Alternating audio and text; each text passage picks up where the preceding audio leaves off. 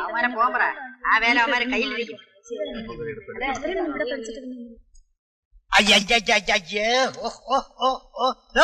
കൊറേ നേരമായാലും താനിത് വെച്ച് കൊട്ടാൻ തുടങ്ങിയിട്ട് ഈ നിമിഷം വരെ ഒരൊറ്റ വാക്ക് തെറ്റായി താൻ ടൈപ്പ് ചെയ്യുന്നുണ്ടോ? അതിന് ഞാൻ എന്തെടുക്കാനാ? എങ്ങാണ്ട് കിടന്ന ഒരു തൊലിഞ്ഞ മെഷീൻ കൊണ്ടുവന്ന് മുമ്പിൽ വെച്ചിട്ട് എ അടിക്കുമ്പം വി, വി അടിക്കുമ്പോ എ. അയ്യോടോ, പിന്നെ അത് ഈ മെഷീന്റെ തറാറല്ല, നിന്റെ തലേന്റെ തറാറാ. ഇതിനകത്തുള്ളൊക്കെ തിരിഞ്ഞെടുക്കാം. റഷീദ് സാറ് പറഞ്ഞു ഒരു അഡ്മിഷൻ ഫോം തരാൻ. അകത്ത് പ്യൂൺ ഉണ്ടാവുമെന്നും പറഞ്ഞു. Peon Rasheed sir, Rasheed sir peon. അപ്പൊ പിന്നെ പ്രിൻസിപ്പാളോ?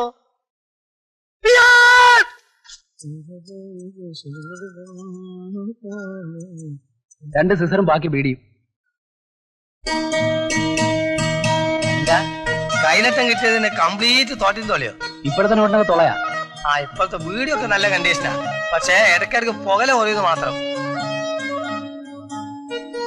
ആ, ഇങ്ങനൊന്നും ആയാ പോരെ കേട്ടോ. 3ഉം 4ഉം വീട് കൊണ്ട് ഒന്നും ആവില്ല. 2 എണ്ണം കുറവുണ്ടല്ലോ. നീ ഏത് ദുനിയാവിലാണ് മോനെ ജീവിക്കുന്നത്? കുവൈത്ത് വിശേഷം ഒന്നും അറിയൂലേ? കുവൈറ്റും ബീഡിയുമായുള്ള ബന്ധം? കുവൈത്തിലുള്ള സർവ്വ മലയാളികളും അറബികളും ഇന്റെ വീടിയാണ് വലിക്കുന്നത്. ഇപ്പൊ ടിപ്പു സുൽത്താന്റെ വീടായിട്ട് പോയിരിക്കുക. ടിപ്പു സുൽത്താനോ? ആടോ, നമ്മളെ കപ്പലേ അവിടെ അലിയിൽ തന്നെ നേരല്ല. നീ അതുകൊണ്ട് വലിക്കാൻ നോക്ക്. ആ, ഇത് കണ്ടോ, ഇതാണ് ആൺകുട്ടികള്. ഇതന്നെ ഇപ്പൊ 4ാമത്തെ പ്രാവശ്യ. ആ, 50 രൂപ തന്നില്ല. രാധ കുടിശ്ശിക 3 മാസം തന്നില്ല.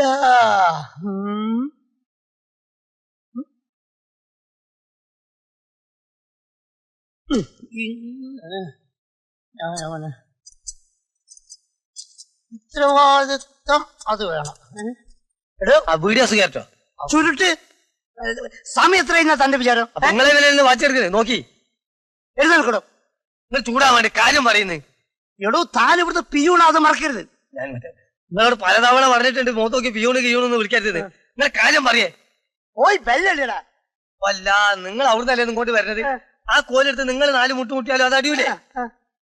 ഓക്കെ, നീ ഒന്ന് മനസ്സിലാക്കണം, ഞാൻ ഈ സ്ഥാപനത്തിന്റെ പിയൂണാണ്. അല്ല, അത് നീ, ഞാൻ പ്രിൻസിപ്പാളാ. മനസ്സിലായി? എഴുന്നേൽക്കടോ. ഞാൻ പ്രിൻസിപ്പാൾ തന്നെയാ. പിയൂണിന്റെ ധർമ്മവും കാത്തുരക്ഷിക്കണം. അതാണ് പിയൂൺ. മനസ്സിലായി? ആ, പോയി വെല്ലടി. ഒരു കാര്യം ചെയ്യ്, ഇതൊന്ന് പിടിക്കേ. നിങ്ങളെ ധർമ്മം കാത്തു സൂക്ഷിക്കേ. ഇത് മൊറല്ലേ? അയ്യോ വക്ക, അടിച്ചടാ, ഓടിവാടാ, ഓടിവാടാ. എന്തോ അടിക്കുന്ന പറയണത്? എടാ, ബെല്ലടിച്ചെന്ന് മരമാക്രി. നിന്നൊക്കെ വളർത്തണേ നല്ല വല്ല പോത്തിനെ വളർത്താടാ. എടാ, നീ ഇത് ഓഫീസ് റൂമിൽ കൊണ്ടുകൊടുത്ത് പറ്റുവരെ വെച്ചിട്ട് വാ. എങ്ങനെ പോക്കെ? അല്ലെങ്കിലും റാഹേലമ്മയുടെ ചായക്ക് ഒരു സ്പെഷ്യാലിറ്റിയാ. എന്തിന് നമ്മളെ ജമീലക്ക് പോലും ഇങ്ങനൊരു ചായ ഉണ്ടാക്കാൻ കഴിയൂല. റഷീദ്, എടോ ഇങ്ങോട്ടോക്ക്. എടോ, കടിക്കാനൊന്നുമില്ല. കണക്ക് തീർക്കാതെ കടിയും പിടിയൊക്കെ ആയിട്ട് അങ്ങോട്ട് ചെല്ലണ്ടെന്നാണ് റാഹേലമ്മ പറഞ്ഞത്. ആ, എനിക്കും അതന്നെയാണ് പറയാനുള്ളത്. നമ്മളെ കണക്ക് തീർക്കാണ്ട് ഇനി വലിക്കണ്ട കേട്ടോ. അവിടെ ആള് വന്നേക്കണ്, നിങ്ങളൊന്ന് വേഗം വരി. ആ, പുന്നാരോ പ്രിൻസിപ്പാളെ, നമ്മളെ ജമീല വന്നിക്കണേ. എന്തെങ്കിലും സീരിയസ് കേസ് ഇല്ലാണ്ട് ഓള് വരൂല.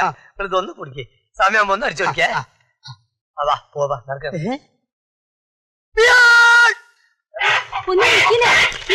എന്തിനാ മനുഷ്യനെ നമ്മൾ ഓടിയില്ലെങ്കിലേ വന്ന വായമാരോടി കളി.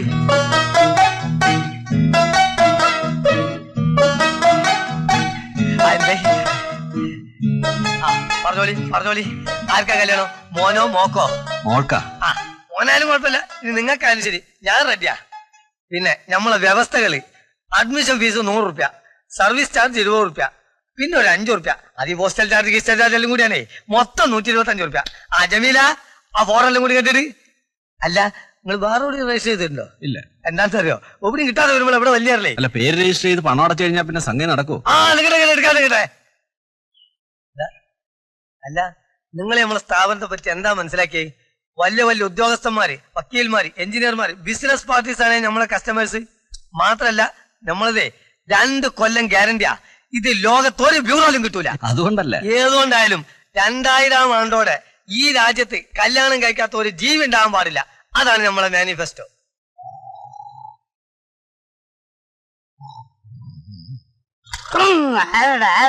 ഞാൻ ഇവിടെ വന്നിട്ടേ 9 മാസമായി. എനിക്ക് ആകെ കൂടി കിട്ടിയത് 100 ഉലുവയാ. അതിന് ഞങ്ങളുടെയൊക്കെ സ്ഥിതി വളരെ ശോചനീയമാണ് സനാതനപിള്ള സാറേ. ആ എന്റെ സ്ഥിതി അതിലും ശോചനീയമാണ് ടൈപ്പ്റൈറ്റിംഗ് സാറേ. 36% പലിശക്ക് ദുബായിൽ വന്ന ചന്ദ്രശേഖരൻ നായരുടെ അടുത്ത് വായ്പയ്ക്ക് പണം വാങ്ങിയിട്ടാ ഞാൻ ഈ കോളേജ് നടത്തുന്നത്. അറിയോ കൊറേ പാച്ചാൻ വന്നിക്കണു. പാച്ചാനല്ല, പഠിക്കാൻ. അതാണ് ശരിയായ പ്രയോഗം. ഞാൻ മലയാളം വിദ്വാനാ. കരുണാകരൻ മാഷ് മലയാളം വിദ്വാനാ. എന്നാലേ നാളെ മുതൽ പാച്ചാന്ന് പഠിപ്പിച്ചാ മതി. ഇരുത്താൻ വന്നേക്കണ്. ഷേക്സ്പിയർ അക്കാദമിയിലെ 90-95% വിജയം. നിങ്ങൾ പഠിപ്പിച്ച ഒരൊറ്റ ഒന്ന് ഇവിടെ ജയിച്ചിട്ടുണ്ടോ? എങ്ങനെ ജയിക്കാനാ? ശമ്പളം തരണം. ഇവിടെ വന്നതിന് ശേഷം എന്റെ കയ്യിലുള്ള മലയാളം മുഴുവൻ പോയി.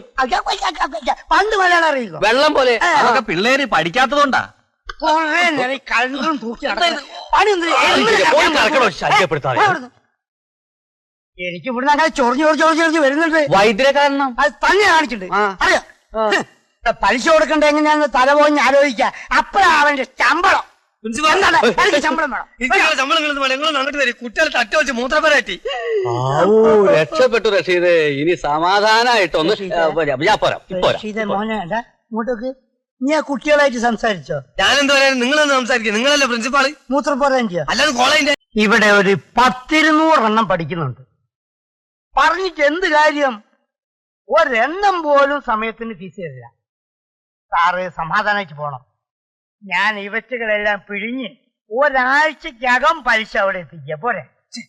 എന്റെ ദുബായിലുള്ള എല്ലാ ഫ്രണ്ട്സും അപ്പോഴേ പറഞ്ഞതാ എന്ത് പലിശ വാങ്ങരുത്. അല്ല, പിന്നെ ഈ പാരൽ കോളേജ് ഒന്ന് ഫൈനാൻസ് ചെയ്യരുതെന്ന്. സാറേ ഇത് അത്തരത്തിലുള്ള പാരൽ കോളേജ് അല്ല. ഏടോ ഒരു മാന്യനായ ഗസ്റ്റ് വന്നിട്ട് 4 മണിക്കൂറായി. ഒരു ചായ വാങ്ങാൻ പോയ സമയത്ത് നീയൊക്കെ മനുഷ്യനാണോ? കൈ കഴിക്കൊക്കെ ഇനി ഇമാര് ചീപ്പ് ഇടപാട് എന്നെ അയക്കരുത്. ആ റാഹേലടുത്ത് പൈസ അല്ലാണ്ട് ചൂലെടുക്കൂ. നീ തോണ്ടണം 4 ആൾ കേക്കട്ടെ. സാറേ എനിക്ക് രണ്ടിലൊന്നും അറിയണം. എന്താ? നാളെ എന്റെ അനിയത്തിയുടെ കല്യാണം. അതിനെന്താ വരാലോ. നിങ്ങൾ വരുവോ വരാതിരിക്കുക എന്തേലും ചെയ്യും. എനിക്ക് എന്റെ ശമ്പളം മുഴുവൻ തീർത്ത് കിട്ടണം. തരാലോ. ബൈ മിസ്റ്റർ ചന്ദ്രശേഖരൻ നായർക്ക് മിസ് സുമിത്രയെ പരിചയമില്ലല്ലോ. ദുബായിലെ എന്ത് പിയെ ഷെയ്ക്ക്. ഓ എന്തൊരു താഴാഴ്മ. ഞാൻ ഈ സ്ഥാപനത്തിന് ഒരു വലിയ തുക സംഭാവന ചെയ്തിട്ടുണ്ട്. അപ്പൊ ശരി, ഞാൻ ഇറങ്ങട്ടെ. നാളെ അല്ലേ അനിയത്തിയുടെ കല്യാണം? ഞാൻ വന്നിരിക്കും. ഈ സുമിത്ര ക്ലാസ് പോയിക്കോളൂ. അപ്പോളേ പറയുമ്പോ ഫീൽ ചെയ്യരുത്. നിങ്ങൾക്ക് ഈ പണി പറ്റിയതല്ല. നിങ്ങൾക്ക് ആ പഴയ പണി തന്നെ നല്ലത് കേട്ടോ.